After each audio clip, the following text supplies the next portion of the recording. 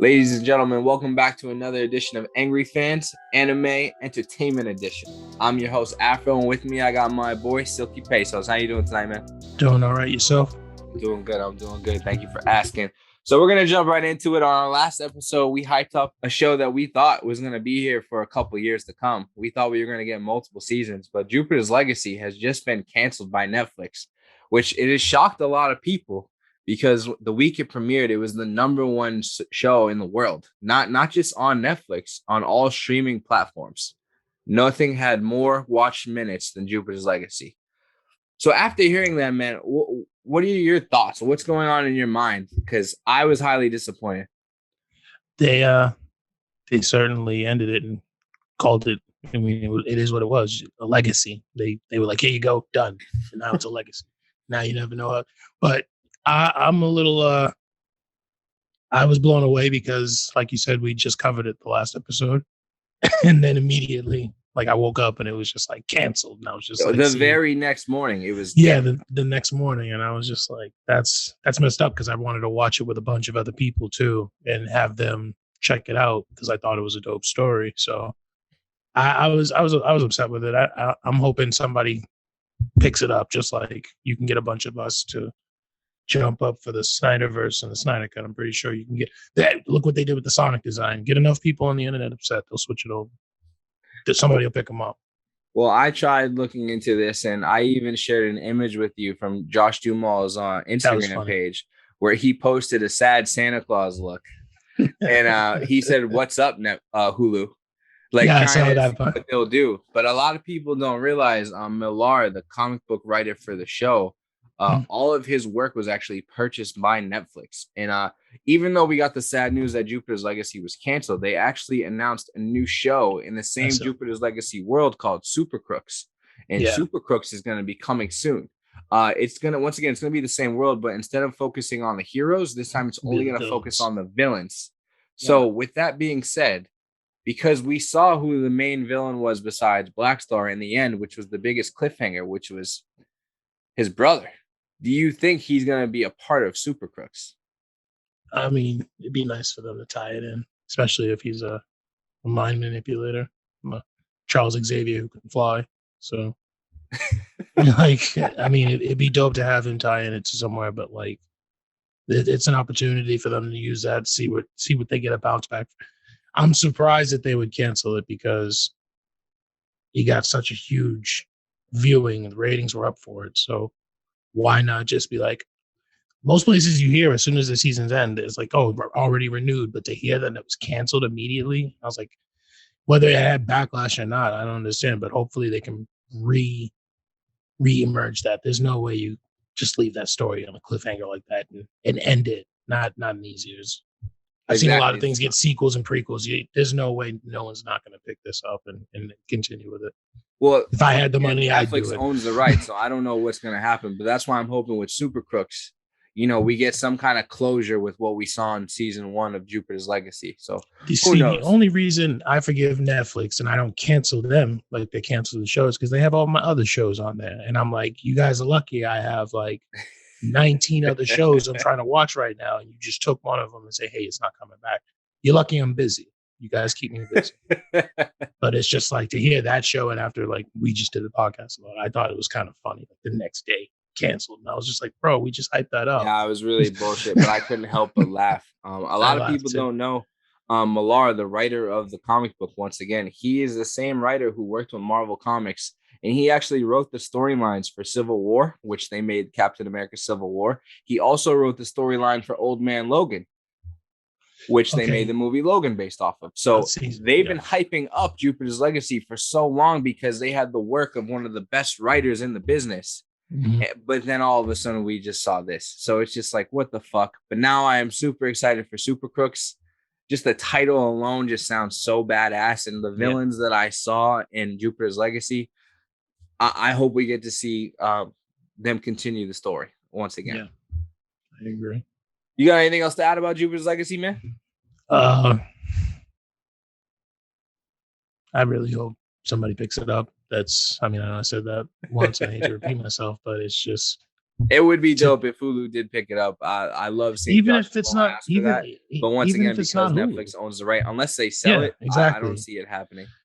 Like I'm saying, Netflix could say it's canceled, and then the next morning maybe, because that's happened with their other shows, and some like usually enough people on the internet saying no, no, no, no. I mean, I have seen I'm it hoping. before with other shows, especially with when Fox was trying to cancel Brooklyn Nine-Nine. Yeah, And the outpour of love and support from other people. I've only yeah, seen a few seasons on Hulu. I such a wasn't a good show. fan of when it first dropped, but it is a funny fucking show. It's such a good show. It's very entertaining. I can't wait to finally finish all of it. Mm-hmm. I just watch way too many other shows to be caught up to with everything all at once. Yeah. But all right, man, let's move on to another streaming service. We have a new show that's getting ready to premiere on June 9th. I'm very fucking excited for it. I know you're excited for it. We have Loki coming. How excited are you for this, man? What are you expecting to see out of this? Bro. All right. So he had something. Was he one of the original writers for Rick and Morty? Yes. Did you say? All right. So I've seen the trailers, and now more and more as I'm looking at the bigger picture, Loki is damn near Rick Sanchez. And I think this is going to be the dope. Because I was going to say that. Like, I'm noticing it now. I'm like, he's just jumping through portal guns. And I'm like, and there's just no more. Morty is Owen Wilson, like just like an old version of Morty. Just like, I have to evaluate you to see if you can be let into the population of Rick. So like, this looks really good. And also, it's about time they put like a lot of shine on Loki. He's probably one of the better characters of the MCU. And to get that surprise of him getting out of the movie Endgame and where they're gonna put him with the time police, I'm hoping we get to see it, dude. And with they just said that Thor: Love and Thunder finished wrapping up, so I'm kind of hoping whatever we see in the Loki series is going to be a part of Love with Thor. It's going to end the timeline of Love and Thunder. I'm kind of hoping for something like that since the movie's done wrapping up. I would like to think that. So it'd be nice to see if they're connected, and it'd be nice to see if we're going to see anybody else from the MCU because he has to fix the timeline. So he's messed up several universes. This is going to be an adventure. It's Rick Sanchez, but Loki. It's dope. So it's funny that you say that because that's basically what this 6-episode series is about. It's going to be about Loki battling himself and his demons. He's going to be going through many different timelines across the multiverse. So he's going to be running into a lot of himself. And I guess we're going to see Loki finally see the true terrible person that he really was. And maybe we'll see him become a good person at the end of it. I don't know, but I'm very excited to see. I'm hoping for a juice up bad Loki. I need him to come back. We're definitely going to, because once again, we're going to see many different versions of Loki throughout all 6 episodes. We still haven't seen what's her name? The Enchantress. She's still she was a big part, like a tag team duo with Loki, and they always got the best of Thor. But I've noticed how the MCU is really like. I'm sure we'll see Lady Loki in the show. No, not Lady Loki, the Enchantress herself. No, I know. I'm sure we'll see Lady Loki. I'm sure we'll see something with the Enchantress. I don't know if you've seen but Michael Waldron, he also came out and said, the events of this movie is going to lead up to part of what happens in Doctor Strange and the Madness of the Multiverse. It's also going to tie into Ant-Man 3. And I believe part of what happens in Loki is going to be the reason we get Kang the Conqueror. So I'm excited. So when you bring up Love and Thunder, I think we will see some of that. I do know it's going to have something to do with Doctor Strange 2 and Ant-Man 3, like I just said. I don't know if it will go into anything else. But a lot of people don't realize that Marvel has always been talking about bringing the Young Avengers to life. And Kid Loki is a part of the Young Avengers team. So with him going across the multiverse and seeing all these different timelines, I do think we're going to see Kid Loki at some point or another, the future of the Young Avengers. So I'm excited and I can't fucking wait. There's just so much that can possibly go wrong and so much fun that can happen with this. Like, to me, Tom Hiddleston is one of the best actors in the MCU. And like you said earlier, it's about time he got his shine. We've only seen small parts of Loki. And so now that we get I'm hoping each episode's about an hour long. I don't know. Yeah. I'm hoping we get a lot of runtime with Tom Hiddleston on the screen. But that Owen Wilson Morty comparison is fucking genius, man. It's literally what it is. No, because if you think about it, Rick and Morty, and we're gonna talk about Dan Harmon and once again Mr. Waldron himself, who left Rick and Morty to start working with Marvel. If you look at the comparisons, he did a lot of time jumping. He had the time police come after him. So it's perfect, and they picked. I think they picked the perfect man for the job. Honestly, I'm excited for it, and I'm like more excited that it's a week away. Now, since we brought up Rick and Morty, let's go into the next topic. Rick and Morty season 5 does stop, and it hits all of our television screens on June 20th. So I am fucking excited about that. I'm a huge Rick and Morty fan. Love Dan Harmon, love Justin Roiland, and I love all the writers that have been a part of that. But a lot of people don't know is Dan Harmon keeps losing all of his team to Marvin. Kevin Feige keeps just taking everybody. And I just think it's fucking hilarious. Just to name a few people, we have the Russo brothers who worked with Harmon on Community. We just brought on Michael Waldron, who worked on a few seasons. And now he is the head writer of Loki. He also worked on Doctor Strange 2, like we said.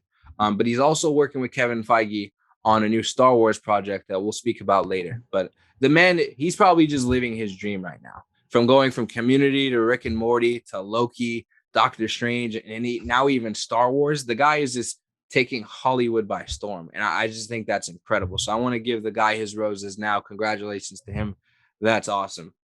What do you think about Kevin Feige stealing all the talent? Well, I don't think of it much as stealing the talent. It's just I think him and whoever's joining his camp understand each other and probably had a bigger vision while working with each other over the years. And not for nothing, we're now in a big time of a woke movement. So like, it's not just the crooked celebrities and crooked politicians. You also have these crooked company owners of these films who are like treating these people bad and not paying them enough and not taking care of them. So I agree with you 100%. To where I believe, Kevin Feige and Marvel, they give you that leeway, that freedom to, just take full control and have all the creativity in the world. I haven't heard anything bad about Marvel Studios or Kevin Feige and what they do with these producers and writers. So, and as you see, everything they put out into the MCU, it's a beautiful thing that everybody loves. So clearly they're doing something right. Yeah. Just to name a couple other people, Jessica Gao is somebody else that they took from Rick and Morty. She is writing the She-Hulk show. And then there's also another man by the name of Jeff Loveness who worked with Jessica Gao alongside Dan Harmon with Rick and Morty. He's the writer for Ant-Man 3 and the Quantumania. So, once again, all people who are used to working with, space and sci-fi and all this crazy timeline jumping bullshit. Even the comedy stuff, because like you said, some of those people worked with each other on Community, and you know how long ago Community started? Like, and it's they have years about and watched to this day. They have years of work together, so it's just it's really good to see them get their due and their direction and their vision.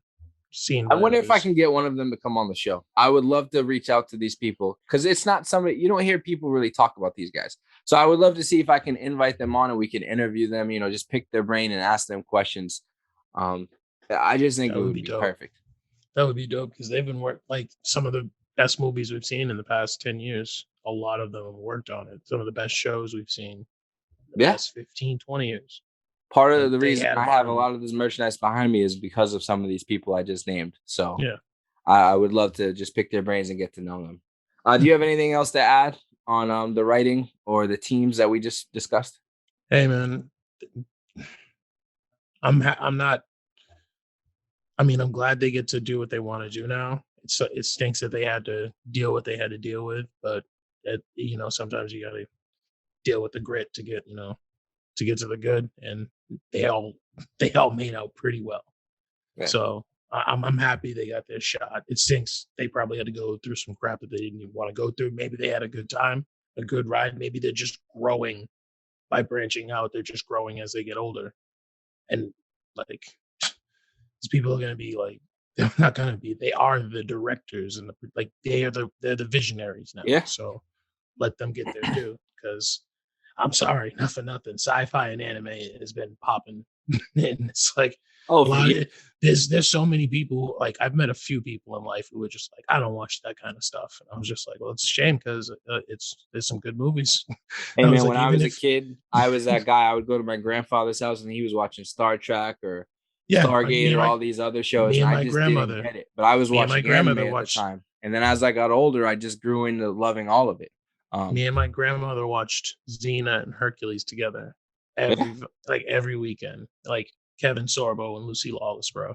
Because my thing was, I was obsessed with Greek mythology, but I'm not trying to get off topic. But it was just like I grew up on, like, my grandmother also be like, oh, this is that action hero. This is that action hero. This is Arnold Schwarzenegger. And all these people. She knew Billy.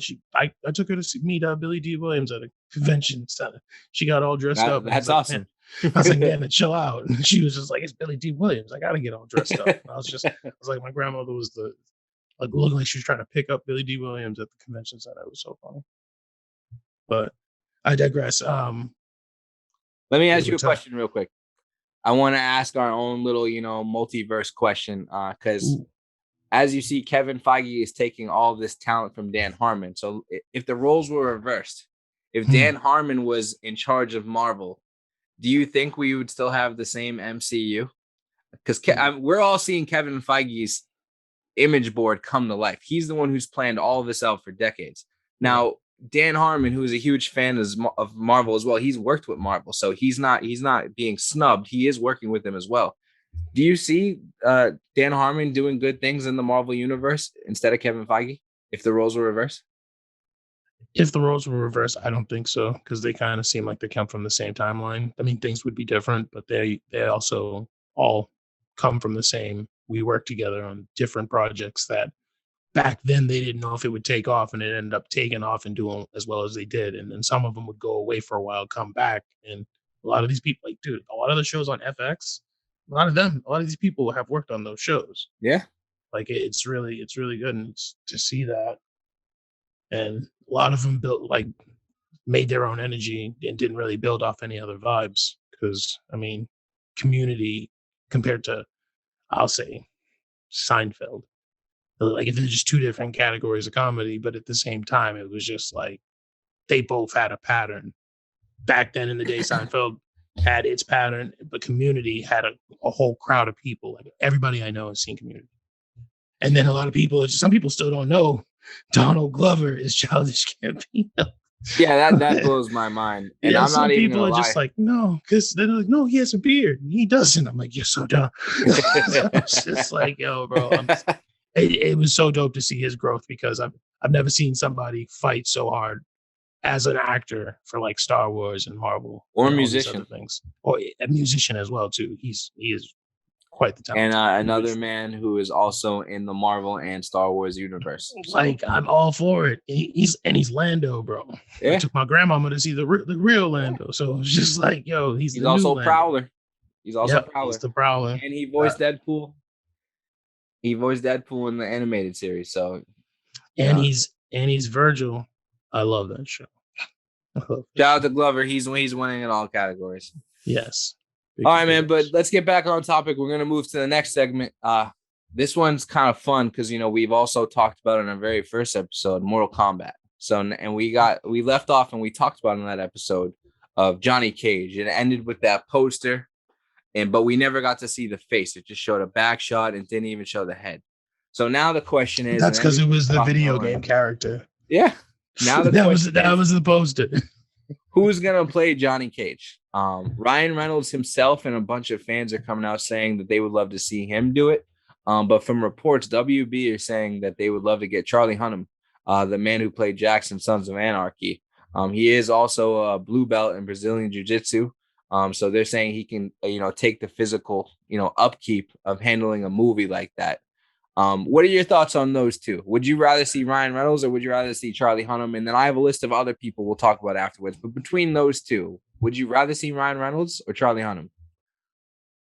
Okay, I would rather not see Johnny Cage in this movie because I'm thinking back to PJ. Let's think back to when Cole walks out of the locker room. It's not what, it's who. And I was just like, bro, you should have died. Kung Lao should have wrong chosen one. Bro, Kung Lao died, and this clown beat Goro with his Black Panther.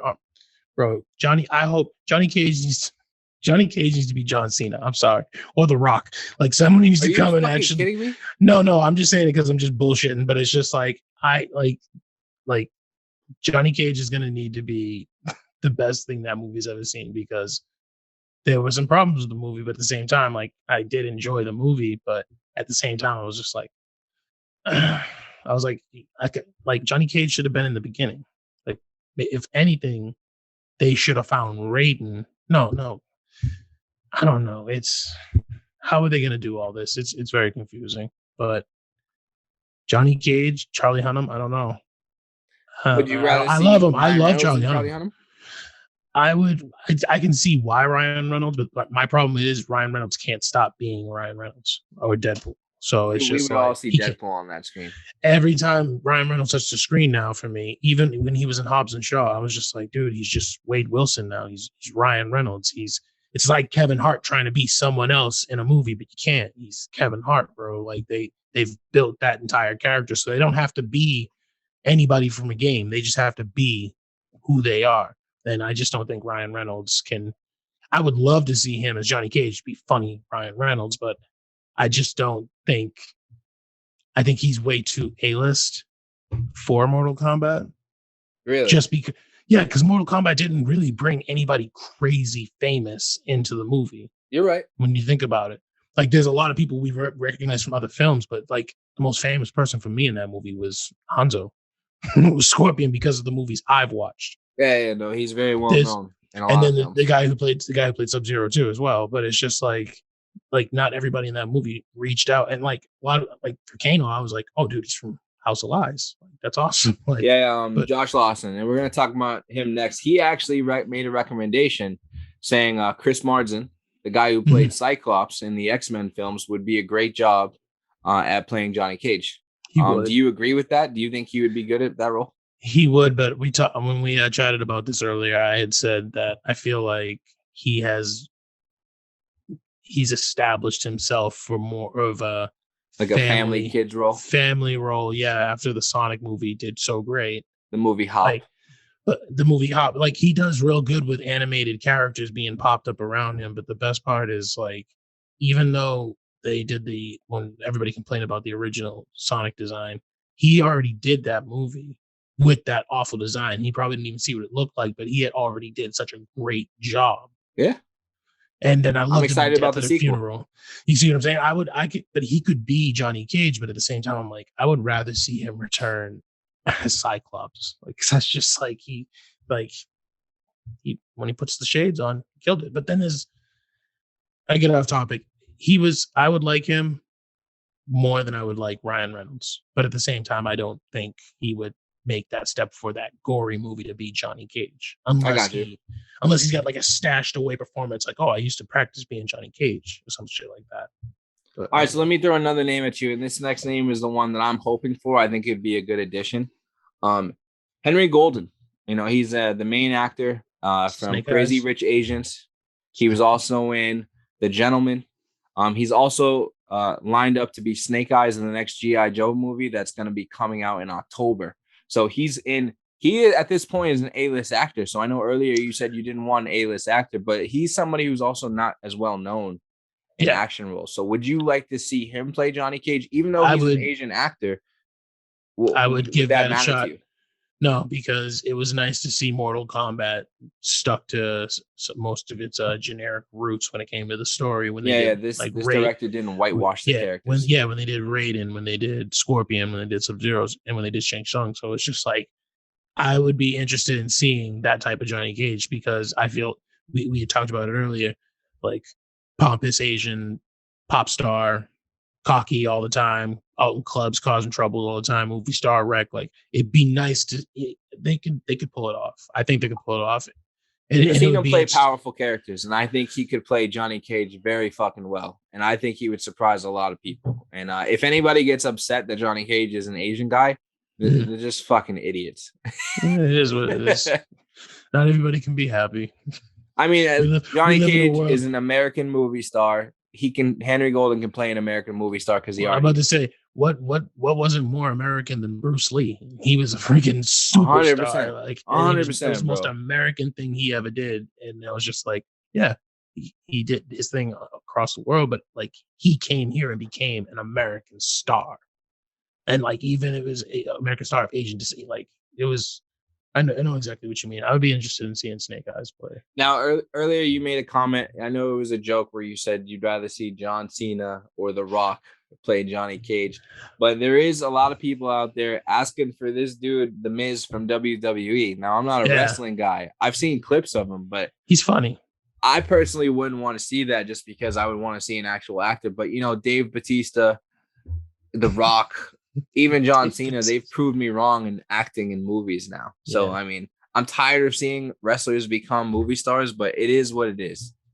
It's who they've been built to be. Well, at least I think those wrestlers from that generation, there's a couple out now, but I think like The Rock, Stone Cold, and them made a part of Hollywood where they could welcome them into many roles and many things. Oh, I mean, it all started with Hulk Hogan, man.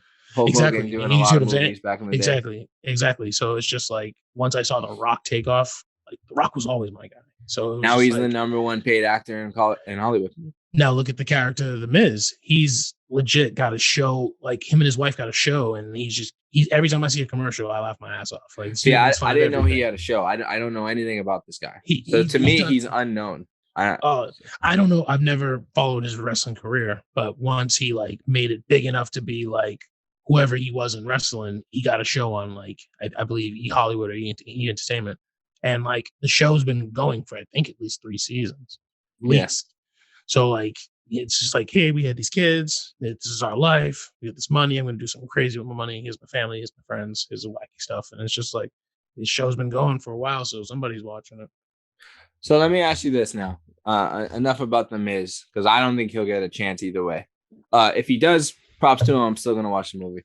But a lot of people are dropping the name Chris Evans. And before Chris Evans became Captain America, he did a lot of corny, raunchy comedies. Dude, not another teen movie. He could definitely be Johnny Cage. That's what I'm saying. Like, not another teen movie, but I loved him in Scott Pilgrim Against the World. I thought he did a great job in that. That's one of my favorite top 10 movies of all time. Scott Pilgrim versus the World was like the most lit film, and it did not get the recognition it got when it came out. And like, I got the games. I could either recollect the comics. Scott Pilgrim versus the World was lit. He had such a small role in that movie, but he was still fucking hilarious. Good. He was mad funny. And the fact that he was able to go from Scott Pilgrim and not another teen movie to become Captain America. Captain America, yeah. I mean, I'm not going to forget that he was, in the Fantastic Four, where he really got his, he was great. He was great. Did you see him in Push with Dakota Fanning? Yeah, I watched Push. Push was good. Oh, it's one of my great. I love that movie so much. That was really good the way it was shot.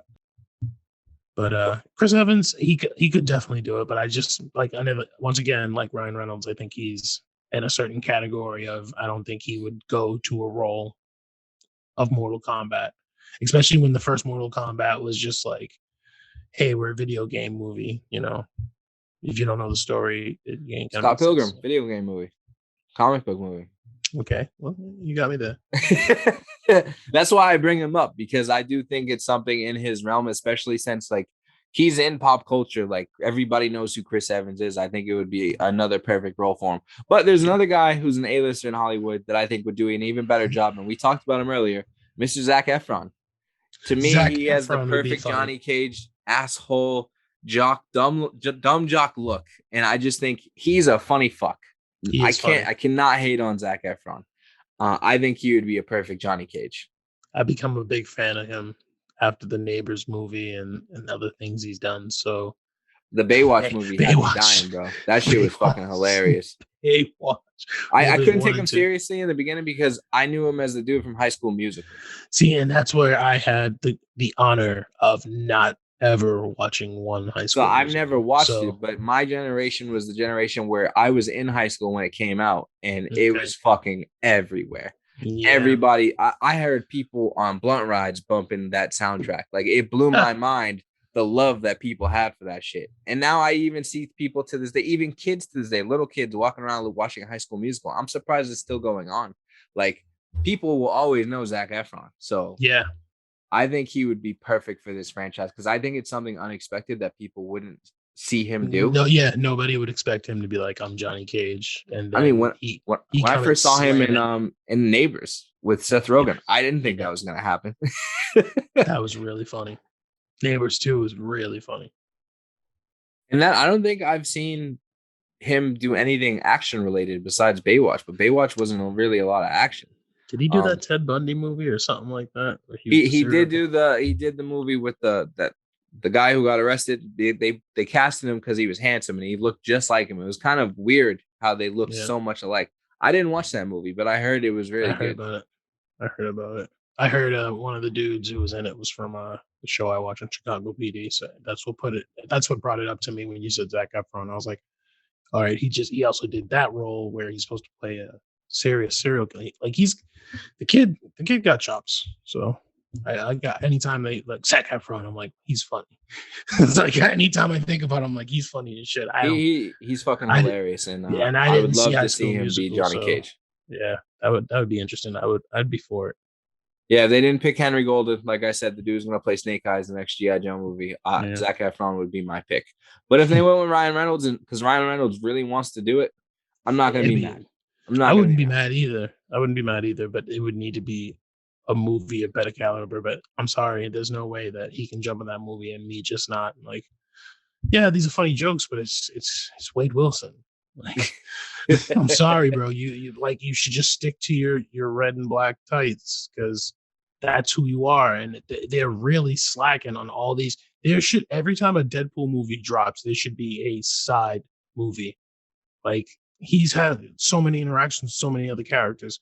The fact that they're not doing a Wolverine or him and Spidey thing, like, come on, you guys are Well, I mean, we'll sleeping. see what happens when Deadpool 3 drops, but from what I know, he signed a Sleeping. huge deal with Marvel, and he's going to be a huge part of the MCU. And I could see him replacing Stan Lee. You know, Stan Stan Lee Lee. had all his cutscenes. I could see Deadpool just walking around like, well, that was awkward. You know, just saying something stupid just in the moment. And people would go fucking nuts in the movie theater if that happens.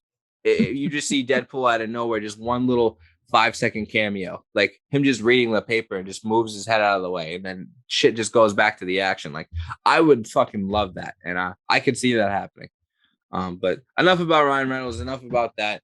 Let's go on to the next topic. I know it's something near and dear to your heart. We're going to talk about the Batman. Robert Pattinson's movie, they said it has wrapped filming, but WB is reportedly upset with the end result. And now they're talking about delaying it once again just to make sure they get things right. Apparently, Robert Pattinson and the director have been bumping heads a lot on, you know, the way they want to finish the movie. But once again, it's already completed. So what are your thoughts on this? What do you think happens? This was news to me, but when the whole Batman movie started in production, I think that there was problems on and off again. But every other Batman movie in history has always had problems. People have even died on set. But it's just time and time again, I've opened up different blogs, and it was just like problem with movie with Patterson. Patterson doesn't like this. Issues with the actors. Issue with this, and I was just like, movies are gonna have their issues.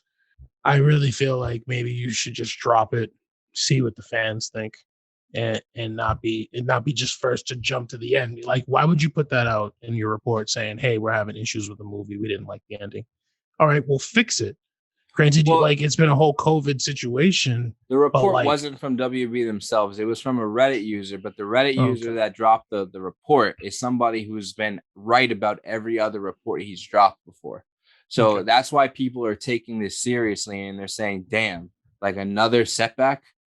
And to touch on what you said before about all the issues in the past with Robert Pattinson, I know when it first started, people were body shaming him because he mm-hmm. refused to lose weight or gain Yeah, weight because you know he's dealing with his own personal issues.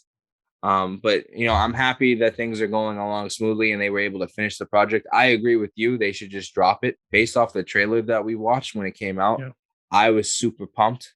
I know, Um, even if it was a bad ending, I'm still very intrigued. Like this gave me big, darker Gotham vibes when I saw the trailer, and I was just like, "See, this is dope because you're gonna get Batman working with the police." And then I heard they were gonna do the projects of like HBO Max was gonna have a show called Gotham, and it takes place leading up to the movie.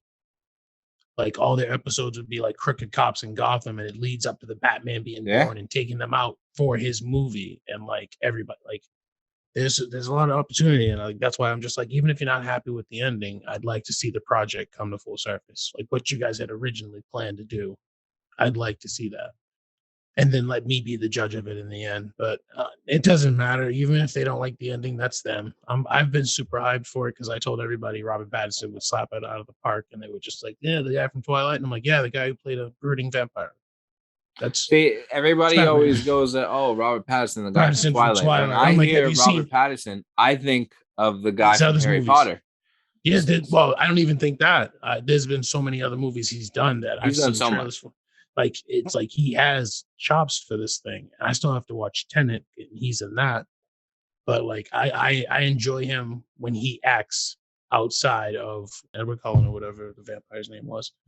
But he had issues with people bashing him for that movie, and it like messed up his career. And I've seen the films he's bounced back with. So I don't think that messed up his career. That was a game-changing film because when that came out, everybody was on his dick. I know, but that was no, but that was his words. The fact that movie came out, that movie made him that person, and a lot of other films and companies didn't want to mess with him because they were like, "No, you're the vampire kid." Yeah, he was typecasted. Exactly, and then that's like, it's nice to see that he did all these other side, like The Lighthouse with William Dafoe. Like, he's done movies that are really. The Lighthouse was so fucking good, and it's really good. I enjoyed it thoroughly.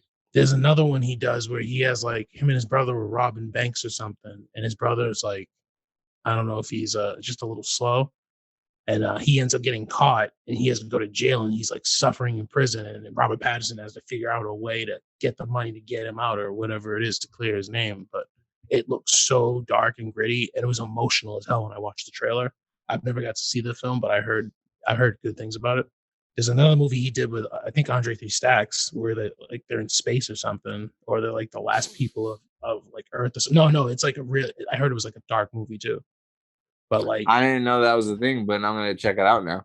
I think Andre 3000 was in it, who's another great actor when he does his stuff. But yeah, no, Robert Pattinson. No matter what they say about it, I'm still looking forward to seeing the project because I'm invested. I'm very invested. Agree. This is the Batman. You know me. I'm all. I hope we get it before the end of 2021. Especially when we're supposed to get it 2 years ago. Facts. I never thought this would happen. I mean, the pandemic really fucked a lot of people. Bro, the DC fandom dropped, and everything was just like, nah, B. But Marvel, but Disney Plus.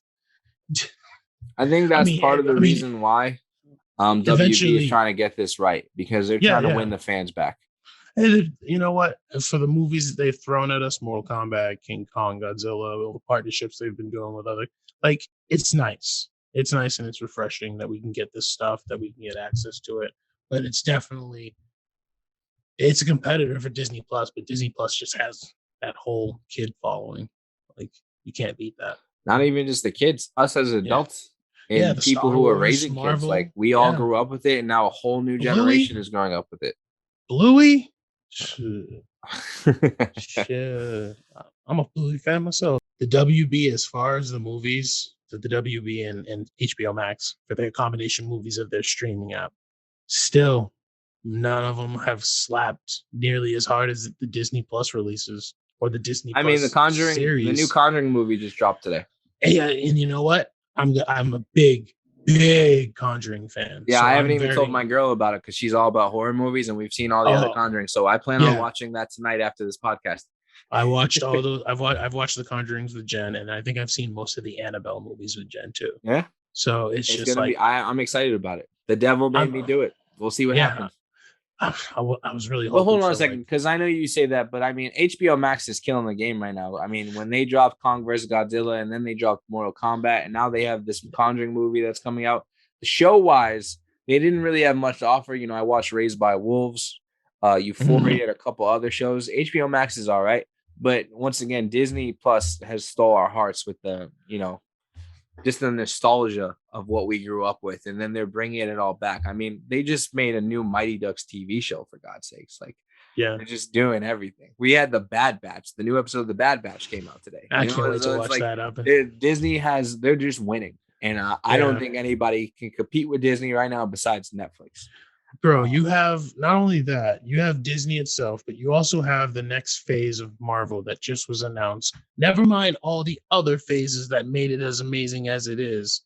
But you have the new phase of that. Then you had the big reveal of what Star Wars is going to do. Yeah. Like all the shows they're going to do, Ahsoka, this, that, the other, Acolyte. Like, bro, and I'm just we will happy do that reviews on all those shows when the time comes. I need you to watch the Clone Wars Rebels. And then you will honestly, you're going to be like, bro, you're going to hit me up and be like, so when this happened in The Mandalorian, yes, this is deep. It goes deeper than deep. So I can't wait to, because honestly, when Rebels dropped, I was like, it looked, I told you before, time and time again, it looked a little too kiddish for me. And then I watched it and I was like, this is one of my favorite parts of Star Wars. Did you watch last week's episode of Bad Batch? I watched last week's. I watched last week's. I didn't watch this week's. Last week's was like 20 something minutes. I was very upset how short it was. Yeah, but you saw the bounty hunter they introduced? The bounty hunter, was that the chick? It's the same chick from The Mandalorian. Yeah, no, I knew that. She was in the final season of the Clone Wars too. No, I know that. I was just excited to see her get another spot in another show. Oh yeah. She's. It just shows that everything's coming full circle, and that's what I love about the Star Wars universe. Well, she's much younger in the Bad Batch.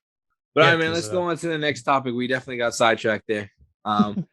We're gonna speak on the one competitor I said that Disney Plus has, and that is Netflix. And right now, Netflix is going all in with Gundam.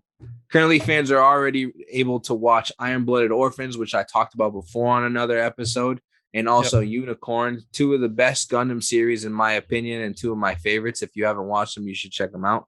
But on June 18th, they're bringing all the animated movies to Netflix, and I think this is huge for Gundam because a lot of people know about Gundam, but a lot of people still haven't seen Gundam, and there's so much to that world that Netflix is going so far in that they're making a live action movie, and they're bringing in a Skull Island director to make it happen, working with Legendary Pictures. What are your thoughts on this, man? Legendary I'm a big fan of Legendary Pictures. I haven't watched Gundam since my old Toonami days, and when you gotta check out Iron-Blooded Orphans, bro. You know what? That's always caught my attention, but I've never had the patience to sit down yet and start it. It's 2 seasons and it's so worth it. Well, that's the thing with me, because Gundam is such a huge universe itself, and there's so many different stories and timelines of people who operate these mech suits. 100% correct. So it's like when you dive into something like that, you have to be super invested. I used to collect the Gundam figures, and you would put them all together, all types of things. I have some Gundams behind me hidden somewhere.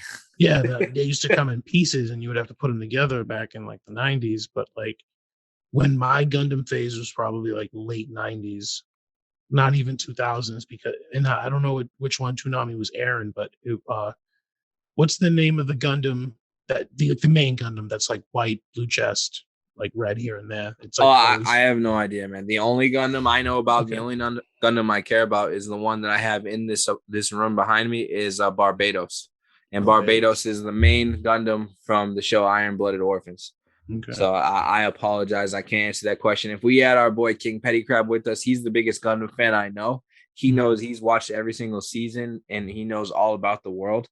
I only know the one-offs, the two that I named to you, and that was Iron-Blooded Orphans and Unicorn. I've seen a few other shows, but I was never a fan of Gundam until I watched Iron-Blooded Orphans, which made me watch Unicorn that came shortly after. So I can't really speak on it. But I will say I am excited about this live-action movie that they're talking about making, and it's actually a remake of the animated series. It's called Hathaway's Flash. It's going to be dope to see, especially with Legendary. They always do a great job. Legendary's been around forever, so they've made so. I have so many movies that I own on Blu-ray that pop up with Legendary right in the beginning, but I don't want to speculate. All I know is with that studio behind them, then you have the Kong Skull Island director. And then you have a great story that's already made for you, so there's no way you can fuck it up. Netflix Studios has already proved to me that they can bring beautiful things to life. I'm still worried about or cancel them. Or cancel them, yeah. I'm still worried about what they're gonna do with the One Piece live action series. That's really scaring the shit out of me. But hopefully the Gundam series comes first, so I can see that, and then it'll put my worries to the side. But we'll see what happens. All right. All right. I feel that it's gonna be dope. I'm excited for it, but I see what this next one is, and I'm very excited to talk about it. All right, man. So because you only seen a couple episodes in our last episode, if you No, guys saw, I asked Silky to watch a couple shows. I asked him to watch Dorohedoro. I asked him to watch Way of the Household Husband. We were supposed to catch up on Castlevania, Dodo.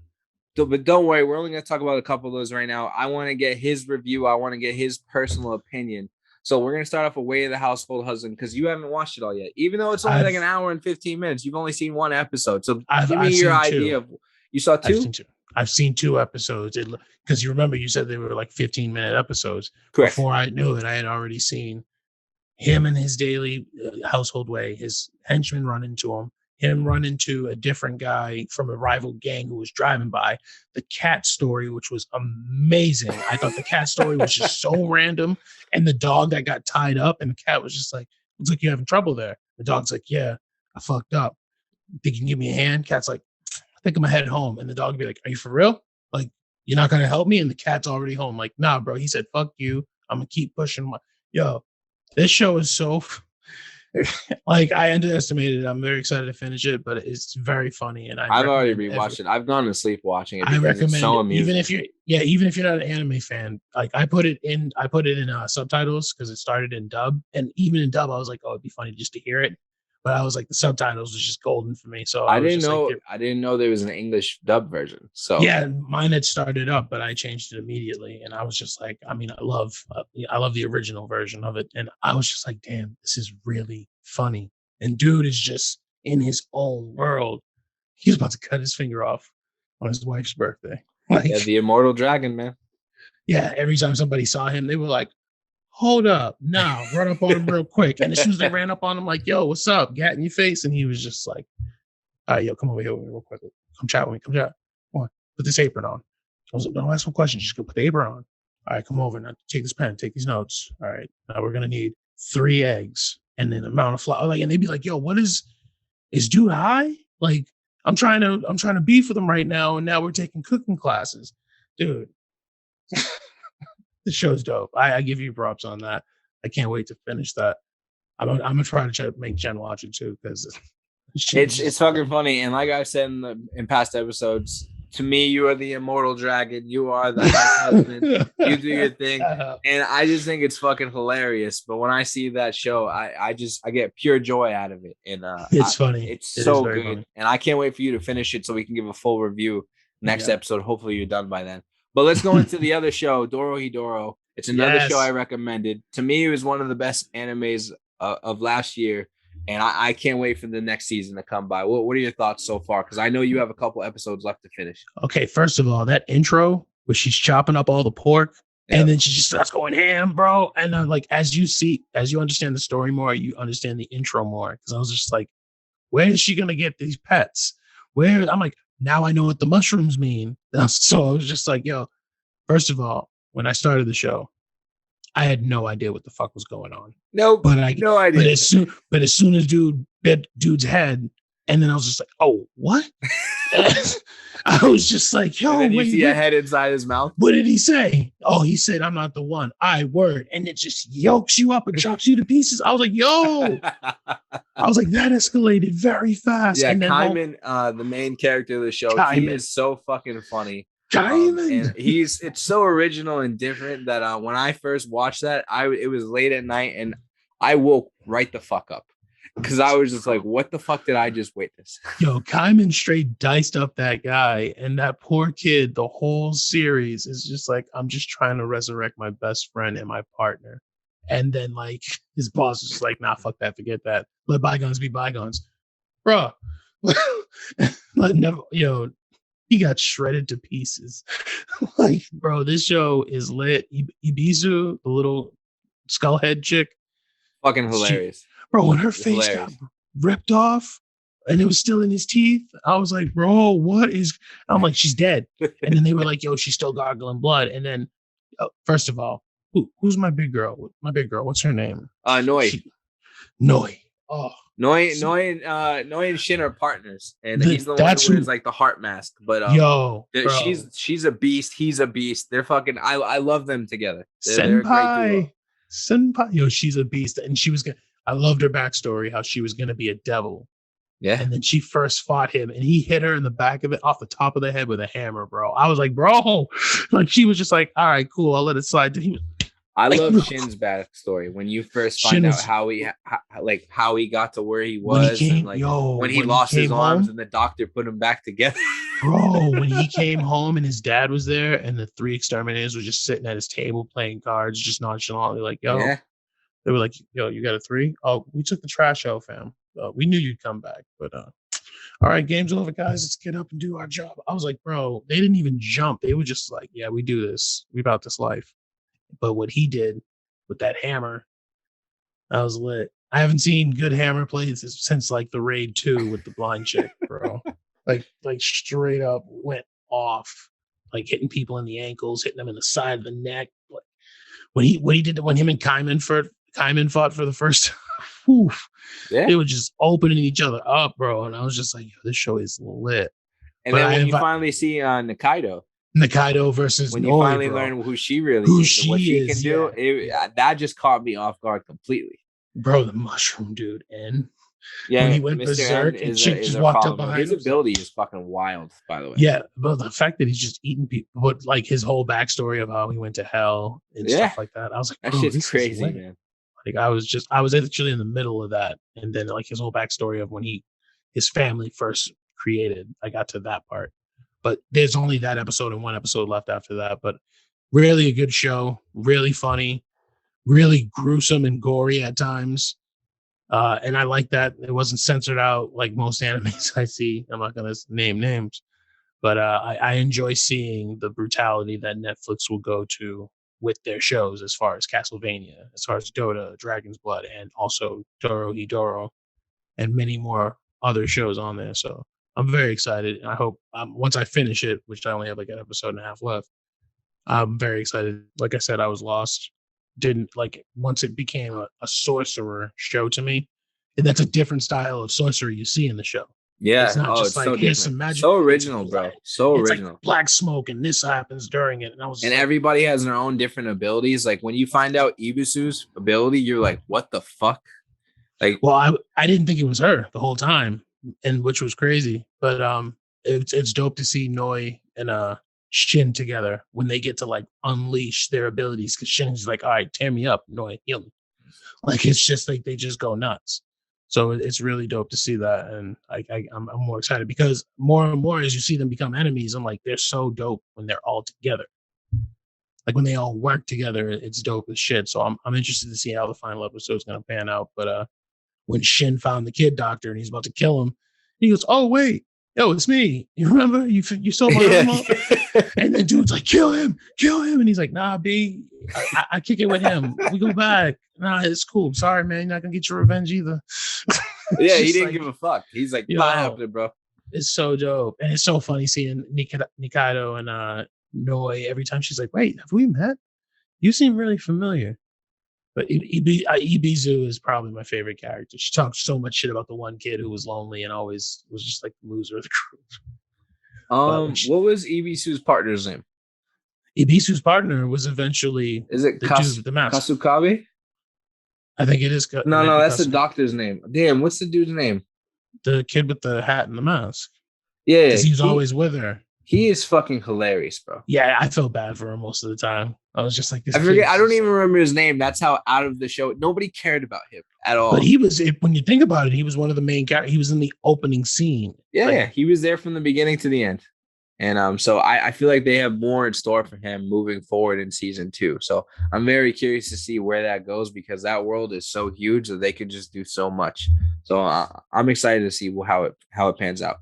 But all right, man. There's another anime I want you to watch. It's on Netflix. We talked about it before. It's called The Great Pretender. And yes. You've ever seen Ocean's 11, 12, or 13?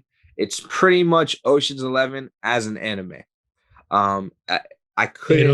It'll be my first Oceans because I've never seen any of those. I couldn't talk. It's basically about a kid who is the number one scam artist in Japan who meets the number one scam artist in America, and they team up. And it's just funny from beginning to end. I kind of call it a slice of life anime because it has to do with real life and what's going on in the world. But the storytelling and the writing, as soon as you see it, you're gonna get that Cowboy Bebop feel.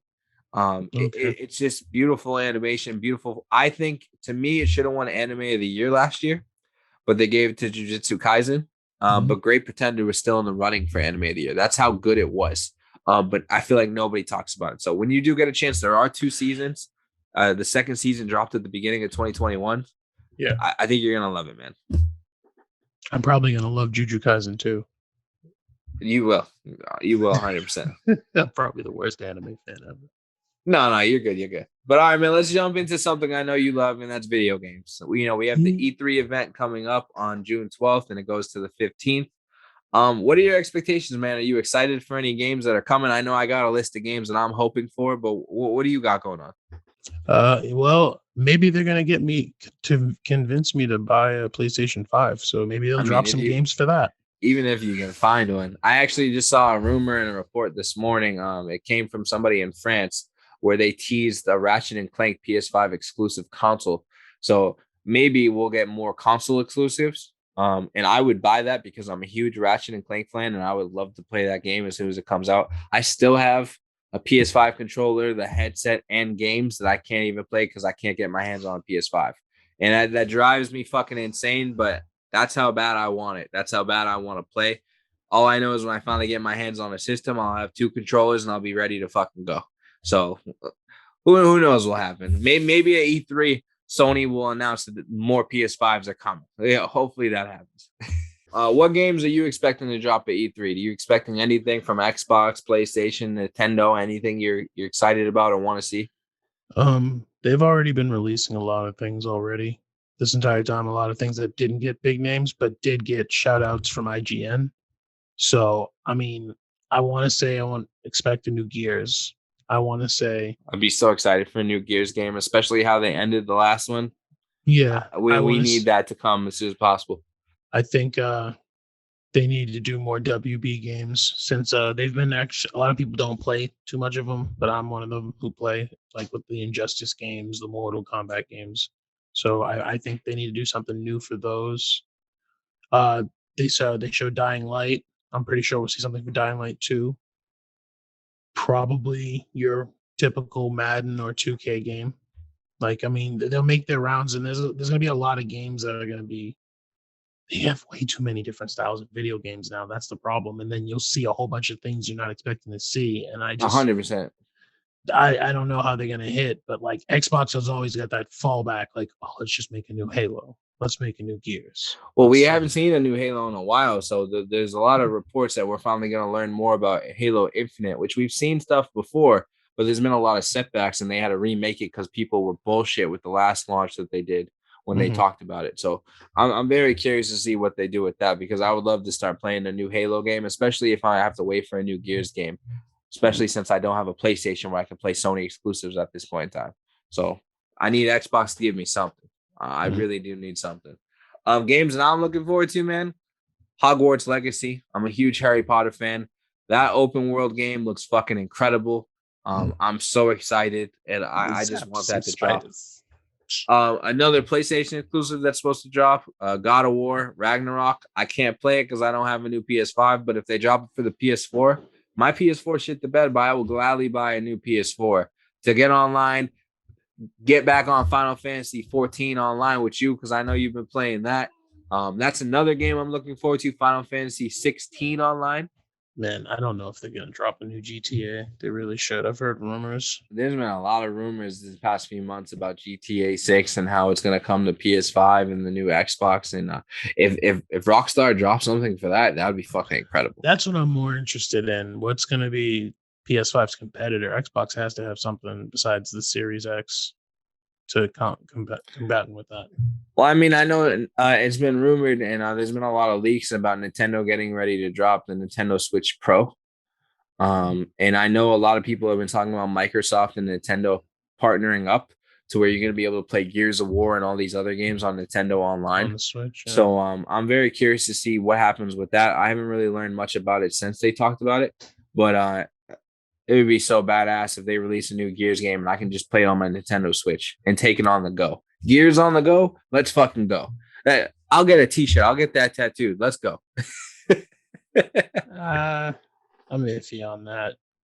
I don't know if Nintendo should partner with Microsoft. I mean, they already have a lot of the same games. What just to gain what Super Smash Brothers and on the Xbox and Gears of War on the Switch. I mean, that sounds awesome, but I think it's more of Microsoft trying to take advantage of Nintendo. Because I mean, when Microsoft having Game Pass, think about that. If they partnered up with Nintendo and then you were able to download fucking Mario on Game Pass, that would be fucking huge for Microsoft.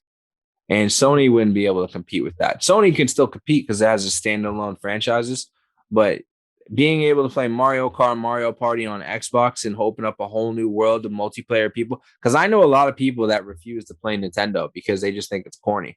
But if they had the opportunity to play on an Xbox, I think it would have just open up so many more. I can play with the right friends. I can play Super Smash Brothers all night. Yeah, facts.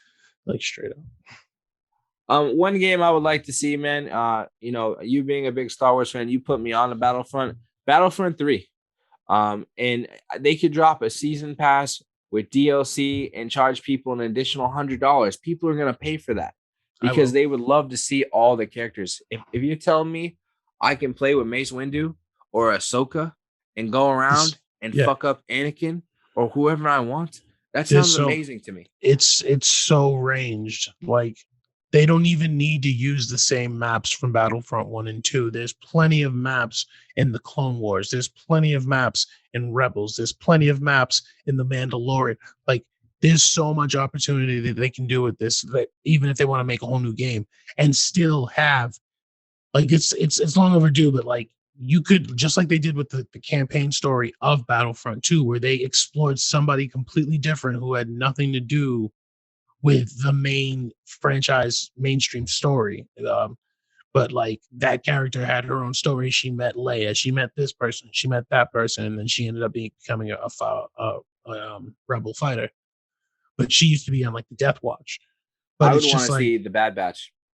You see what I'm saying? There should be a mode in that. Just like, well, I mean, dude, how many times have we opened Battlefront? And there are so many game modes, arcade modes, different scenarios, and different types of stuff. There should be a mode for the clones. And the Bad Batch should be like a special, like a weekend event where you can play a 4-player co-op with your friends or a 5-player co-op or however many. It's probably going to be 4. But like the Bad Batch, you'll be able to run through as Rekka or Tech or Echo. Like it's so, I would be all for that. But like also there's characters from Rebels. You could bring Ezra. You can bring his mentor, who was the little kid from the Bad Batch, the young Padawan in the beginning. He grows up to train Ezra. Like you can have these characters come in the game. The Inquisitors, Darth Maul. There's so many other versions of them. So it's just like there's some missed opportunity of E3 just to be like, hey, guess what? What you've all been waiting for is coming. Like that Squadron game. I mean, bro, you could have put that in Battlefront 2 instead of saying we're gonna go off and do our. No, bro, this is one of the game modes. That was EA failing terribly. I mean, some people may enjoy that. Some people may want a Star Wars game where you can just be a pilot. But I was just like, I'm sorry, not for nothing. I'd rather be a pilot at like Disneyland or Dave and Buster's and get inside a machine instead of playing it at my house, you know? Or a VR game. Exactly. Not a console game. Yeah, exactly. So, I mean, there's so many opportunities for Star Wars to do so many things and touch certain characters. And there's so many other Jedi from the Clone Wars and other movies where they just didn't focus. And like Mace Windu, like he needs to be a character. The fact that he wasn't in Battlefront 2 blew my mind. Bro, if you can put Count Dooku in there, why couldn't you put Mace Windu? If you could put Yoda in there, why can't you put They had fucking Glover in there. We had Glover's Lando. He wasn't. Yeah. I was gonna say they put Donald Glover in the game over Samuel L. Jackson, and he didn't come into the movie. I think it's because they had Finn too. They're like, all right, 2 black guys is enough. We can't afford Samuel L. You know how EA operates. Yeah. Shit. Played 2 teams last night. First team, black people suck, and then it was a gorilla for their logo. And then the second, I beat them, waxed their asses, but I didn't report them. And then the second team we played, I bullshit you not, they were called the K to the K to the K. Like straight up mopped them too. And I kept sending the pictures to the group last night. And I was like, guys, what's the last team? Watch this. And then it was just the KGB. And I was like, that's better. Yeah. I was just like, I guess that's better. But I was just like, I'm like, EA, let's like I said, EA, they probably only wanted to be like, that's enough black characters. You have know why people you know what they said? Go that far. That's crazy to me. You probably want to know what they said. They said, well, you have Darth Vader and Kylo Ren. Isn't that enough black people? Who said that? No, I would just say like some idiot would probably be like, "Oh, you have enough black characters already." Like he said, Darth Vader and Kylo Ren. We have 2. Oh yeah, you have Darth Vader, you have Kylo Ren. They're black, right? Thank you, EA, Lucasfilms. Fuck, Finn, you were right. They don't give a fuck about nobody. Ahsoka, that's why they painted you orange. They don't want you to shine. No, I'm excited to see what they'll do, but they've been wasting time for this game. Like this would be a game changer, even if the servers crash. But just to know that they're working on it and know that it is a physical, visible thing to have a Battlefront 3, they're missing opportunities. They really are, especially with the success of the Fallen Jedi, the last game that they dropped. They should also have a young Palpatine too, from like the Clone Wars, where he could move, bro. I'm like, yo, so who knows? All right, man. Well, we'll touch on that next week's episode when we see everything come through. I'm excited to do the first episode of Loki. We'll do a great review video on that. In the meantime, man, let's end with our final thoughts. You got anything you want to add? Getting closer and closer. I heard a rumor that just a rumor. I've only seen it from another video, but I heard the movie theaters have the Spider-Man trailer already, but they're waiting to air it. Yes. I heard that. Because the movie's been done for a while. I heard so many speculations of people who are going to be in the movie, and I'm like, even if you don't have the other 2 Spider-Man, this is setting up for the Venomverse. Like, so and you've heard the rumors of Sony saying, "Yeah, we're going to do." I already heard that they plan on doing a crossover, and I think this is going to happen at some point. I think it's going to be dope how, like, this is an opportunity to have Venom separate from Eddie during a certain time of Eddie's life and then find Peter. Oh, and you say Peter getting the symbiote for the first time? And then Eddie has to get him back. So, like, it's so many opportunities they can do. Or they can also bring in Tobey Maguire, bring in Andrew Garfield, and see that chemistry with Tom Hardy. Like, bro, I'm interested in whatever they're going to do because Spider-Man is Spider-Man. And I know that the Spider-Verse is so much larger than it is. So I'm excited to see what they're going to do. I hope it doesn't suck. The Venom movie has already confirmed that there's going to be Toxin, Carnage, and I think it's Screech or Scream, or Shriek. Like they're all going to be, it's going to be multiple symbiotes again, and it's going to be very interesting to see because I'd like to see them talk amongst each other. It's always pretty funny. So, I mean, but I did hear that the movie theaters already have the Spider-Man trailer. I also need to figure out when I'm going to go see The Quiet Place 2 because I'm very, like, I also heard that it's already a go for a 3rd movie. So yeah, no, the second one did really well. I haven't watched it, but I plan on watching it. But I don't plan on going to see it in theater because all the good theaters around my area closed, and the one that is open, I'm not a fan of. Yeah, I'm probably gonna go during like the day, probably with my buddy Karin, and then because we usually always pick a day at work where I'm just like, screw, let's get out of here, go have a couple beers. Yeah, going to see a day movie is perfect, bro. It's the best. There's nobody there. You don't have to deal with the reactions of the loud people. You could just enjoy it. I just can't look at the reactions of a lot of people. I just can't deal with people anymore. I'm sorry. I would rather rent an entire theater and then have our group, everybody and their wives, just chill. Like I don't need outsiders in the theater with us. If it's just us in the theater and the thing's loud as shit, we can talk amongst each other.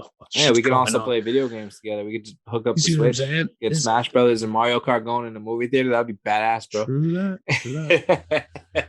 But yeah, that I'm interested to see when that's gonna pop up. That's gotta be soon. The Eternals trailer dropped, so like they gotta start. Shang-Chi dropped. They're gonna, and then you hear a lot more rumors of more of like what's gonna happen in Wakanda Forever. What's her name from Black Panther? She was one of the Royal Guards. She's getting her. I heard she's getting a Disney Plus spinoff. That's So like, awesome. I didn't know that. yeah, I had a rumor that I heard Moon Knight's get the training, the physical training is pretty much there, and that's going to come out of the cut in the corner. So it's going to be nice to see what the next phase is really going to bring. But now, let me ask you this, because you're talking about everything Marvel right now. I don't know if you know this, but Hulu, and I was going to bring this up on one of our next episodes, but we could tease it at the end and we could talk about it later. Hulu, recently just premiered MODOK with Patton Oswalt. Yeah, because I was just watching the episode 2 earlier, bro. That show is lit. It's so I've already funny. watched every episode. It's fucking thoroughly enjoyed it. Patton Oswalt did a great job. I thought. What's her name? Monica? It couldn't have been better, honestly. Suck it. Every time she pauses, suck it. It was me who snitched on you. Suck it. I was just like, yo, after playing the Avengers game and seeing how the fallout between him and her, I think the show's even better that she's just 100% gunning for his job. Have the AIM dynamic in there, and you get to see MODOK interact with his business partners and his coworkers. The one guy who has lost his arm keeps making a cameo. I love him. He was just like, "Oh, I'm sorry. I thought the coffee was for everybody. Hey, can you put my arm back on?" He just throws it to the monster. I was just like, "Bro." You've only seen up to episode 2? I've only seen up to when MODOK. Well, he's basically sold the company to that guy, and then he tried to. His wife is divorcing him. And she's it only he keeps trying. He keeps trying to pan it out and like delay it, but now he's gonna try to take her back in time to that concert. Like it was funny when the dynamic of his kids, with the divorce going through and like how they have to interact. Dude, their slave robot, fucking hilarious. Their transforming robot who keeps trying to bond with the kids, and they were just like, "Yo, we don't give a shit," and he's just like, "You little fucking shit." He just talks bad shit. I love him. He's my favorite character. Oh, if you love him, it's only gonna get better, bro. Because I'm glad. Pretty much he's MODOK's roommate once he moves out. Oh yes, because he was sitting there like, I don't know where I'm gonna go, and nobody's like, I don't want to claim him. I'll claim the toaster and the extension cord for the USB. And he was just like, you little shitheads, He's like, you don't love me. I've been here since you were kids, children, like babies. I enjoy it. I think it's gonna be great. Especially with Patton Oswalt doing it. I love Patton Oswalt. So when he's a huge Marvel fan, watched him on Agents of S.H.I.E.L.D. He's done a whole bunch of projects in the past, voiceovers and whatnot. I'm excited to see the end result. Yeah, I'm excited. But all right, man, we'll do a review on that. My end of the day result, I don't know if you know this. Today was the premiere in Disney, California. At the park of the Avengers campus? Of Avengers Campus. And I watched the launch video this morning with my girlfriend. And she even said that it looks really cool. Like they're doing so many different things. They're going to have the heroes running around and playing out action scenes. And you have no idea when it's going to pop off. You can walk into the park and I saw Spider-Man jumping from rooftop to rooftop, legit flying 80 fucking feet in the air, climbing up the side of the buildings. Then all of a sudden you see Black Widow just saying hi to you as you walk by. Then Taskmaster just comes out of nowhere and tries to knock the bitch out. She shoots him in the face right in front of the kids. The fact that you're able to just walk around the park and see that shit come to life, it's amazing to me. And they added a whole bunch of other stuff. The other cool thing I saw, they have an Ant-Man restaurant where things in the Quantumania went out of control, and you walk in, the food sizes and the drink sizes, the portion control is out of crazy size. Cloudy with a chance of meatballs. Bro, exactly. That's the best comparison. But it's funny because they showed you a chicken sandwich where the bun is like a little tiny bun, like that size, and then you got a piece of chicken underneath that's like fucking this. And then as soon as you walk in, you'll see little tiny pretzels on the ceiling. And then it will go into this machine and it comes out the other side, a giant fucking pretzel. And you can actually order and eat these pretzels. So it just looks like a lot of fun. And I want to go visit. I've never been to California. I think it would be cool to visit that park. And I'm so excited because, with them opening up the Star Wars theme park and now this, it's just on another level. But What are your thoughts on this, man? Have you seen it all? Are you? I got cringy when Anthony Mackie kind of handed the shield off, but then and then all the fireworks went off, and I was just like, all right, I get it. And then I started seeing shots of like Doctor Strange and all this shit like that, and I was like, it's pretty freaking cool. All the Avengers in the park. All the Avengers are there. Yeah, that's it's okay, but I'm kind of tired of the original. I'm sure as like, time goes on and new Avengers come in, the coolest thing I saw is I saw Black Panther walk up to a family. He did the Wakanda for everything. I thought that was really cool. I think it would be cool if they would just expand and stop doing the same heroes that are cash cows. Like there's so many characters, but me and you know about from comic books, and they still haven't got like. I'm sorry, like I don't want to go see Iron Man again. He's been around for forever. The Robert Downey Iron Man. You need a new Iron Man, just like you have this new Cap.